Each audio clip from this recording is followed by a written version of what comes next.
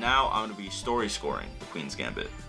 This story is good enough to warrant 2 separate scores. I'm going to be scoring the book and then the television series, examining which elements like character work, narrative, and craft are most powerful, along with my interpretation of the emotional resonance and themes to see where these stories' strengths lie.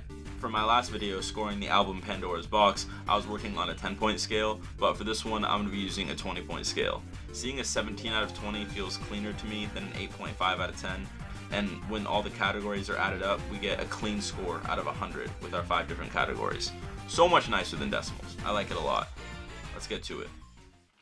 Here are my scores for Walter Tevis's novel. For the character work, whoa, we're just jumping right into it. Goddamn, alright. Calm. I'm going to say it in a different way then, Here are my scores for Walter Tevis's novel.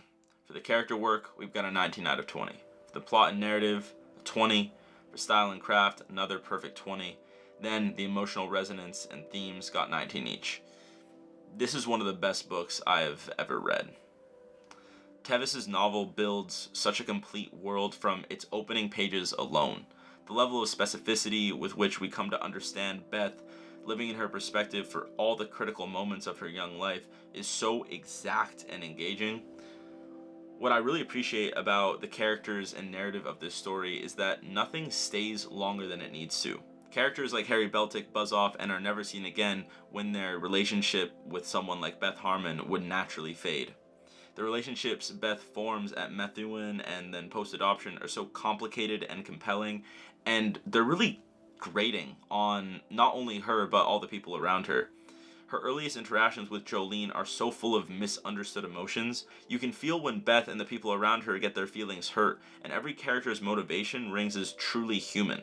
I loved it when Beth sought out Jolene's help, knowing that she needed this friend to come back and give her her own brand of personal support, like the type of support that Beth knew that she couldn't give herself. The engaging characters coupled with the plot and pacing of this book made it basically impossible for me to put this thing down on first read. And I'm not always that kind of reader.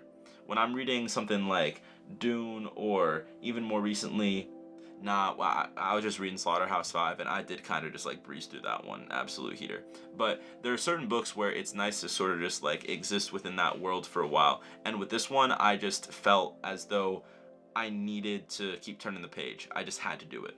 The sureness with which this narrative leaps forward through time and then holds on to particular thoughts and moments is really masterful. I could sit here and do a close reading of some of my favorite moments, but for now I'll mention the early scenes of Beth trying to get pills at Methuen, her first loss to Benny Watts, and how she sought out Jolene for help with her addictions as like real highlights for me. There's not a wasted word in this exploration of Beth's life, and everything pays off in one way or another. Every chapter develops new challenges for Beth. The ultimate questions of whether she'll become the chess champion and how she'll sort through her mess of a life push us forward, and the depths we're taken to in Beth's psyche are really rewarding to witness. The book builds towards a really powerful conclusion where Beth's defeat of Borgoff doesn't feel like anything more spectacular than anything else she's done. It just feels like earned progress in her life. The simplicity of the lessons instilled in her are so easy to connect to really anyone. She's such a relatable person, even though she has this many particularities about her that are so uniquely her. I truly buy the evolution that Beth undergoes across the years in these pages. The subject matter is tangible and the lessons are real. This is an incredible book. Again, we have really exceptional story scores across the board. When I don't really have much of anything critical to say, I'm not gonna front and like try to make stuff up. This book just is kind of just like a masterclass through and through. I think that there are some elements of it that I think like stand out even more than others. I think that the narrative structure and pacing is such a draw like to this book, where everything is just so. I guess I'm just here. I guess I can just riff. The way that like we can see how Beth's progress as a child gets halted, and we really feel for her when she has to like stop playing chess and she has to give up this part of her identity that was kind of like pushing her through life in a lot of ways. When she has to give that up, we really feel that with her. And yeah, I just think that this book is just not afraid to show us when Beth had these massive obstacles in her life, but it just keeps pushing forward, and it keeps pushing to the next obstacle, the next thing for her to overcome. And sometimes it happens even before she's able to overcome the last thing. Like these things stack, and while she's dealing with her addiction, she'll be struggling with her relationships with other people. And there's sort of these like multiple prongs of the story where it's like there's the social side of things, there's the chess side of things, and then there's Beth's relationship with herself, right? There's sort of like the work, the social, and the self that this book is working with. And I just think that the way that it juggles all of that is there's so much to take away from it, and it really pays off in its ending, and in when you get to go back and look at each individual chapter. It feels like a story that is just so complete and tied up with a little bow in a way that just feels completely earned, completely natural, and completely true to Beth Harmon's lived experience. When I scrutinize the show, I can't help but see all the differences from the original masterpiece. There are a few tweaks of world building, alterations to key characters, and changes to the message of Beth's overall story, which serve to make this adaptation more dramatic and in some ways less precise than the novel. Still, there's something so pure about this TV show. All of the effort that went into the writing room, the cinematography, the costumes, the acting, like my goodness, like the acting in this show is really good. I enjoyed it a lot. Anya Taylor-Joy killed it. Basically every cast member killed it. They really pull you into this world and make you believe that it's happening. That's what it's all about. They do it. Every part of this production cooked in one way or another, and in spite of some of the ways that this story wasn't able to surpass the book in my eyes, both stories share the same core, that same heartbeat, and I would almost argue that the show is able to surpass the book in one area alone. For my score of the show, we've got a 17 for the characters, an 18 out of 20 for the plot, a 20 for the style and craft, another perfect 20 for the emotional resonance, and a 17 for the lasting themes. When we take a look at the show's characters, it's fair to say that Beth was done justice. Her character introduction, the portrayal of young Beth, and then Anya Taylor-Joy's rendition of this troubled chess player are really strong throughout. If this score was all about the main character, it would be higher. But there are a few changes to this show's cast that give it a lower score than the book in my eyes. The precision in motivations and character relationships I was talking about for the novel is still there for the most part. There's comeuppance for basically every action taken in this story. The characters are affected by one another, and several of them end up influencing Beth in ways not seen in the book. Sometimes it's hella engaging and rewarding, like when Harry Beltic comes back to try to help Beth when she's spiraling right before she comes back for, I believe it's like a regional tournament that she's coming back for. And then at other times, like when Jolene makes her way back into the story out of the blue, or with the introduction of Cleo's character as this pseudo love interest, but like she's more of a plot device really. It feels like the story is taking a detour from what worked so well in the novel and replacing it with some elements that just don't quite stack up, even though they're really trying to. I understand the desire to crank up the stakes and tension for a TV show. This comes through in how Beth's mom is written and with the framing of the show through Beth's tournament in Paris. It can be a bit of a misstep to provide more intrigue and spice over real payoff and meaning, though. A few changes to the story's cast and relationships add on to what was a really clean and effective mold, and it compromises some of the natural chemistry from the original narrative. A 17 here reflects how strong the character writing is in spite of some of these choices. I feel like the changes were made with good intentions. It's the kind of thing I don't mind when actively watching a show, but I'm subconsciously making notes, whether I want to or not, about how things could have been better. With the shifting of a few characters comes the shifting of a few major plot points.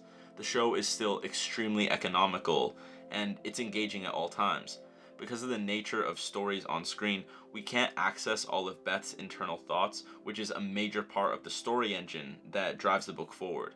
Some elements are shifted around in space and time to keep the story engine chugging along, like that Cleo plotline, which, again, I didn't necessarily mind that much in the moment, but just within the context of the show as a totality, it doesn't stack up as well as some of the other elements do. I really enjoyed most of the pieces included, and it feels like there's more pressure on Beth than there is in the novel, but it doesn't feel quite as natural as it could. I know that because, again, like, I've read the novel. This novel does those things just like perfectly, and it's impossible to ignore when you're comparing these things head to head. Still, really strong story score here. Where the show begins to really shine is in its delivery of cinematography and visual storytelling. There are so many dynamic shots, compelling frames, lighting and sound and staging ideas. They make chess look hype as hell, which like isn't the hardest thing to do for someone like, I don't know, Gotham Chess or like Magnus Carlsen, but to execute it so flawlessly in this kind of format is a tremendous feat.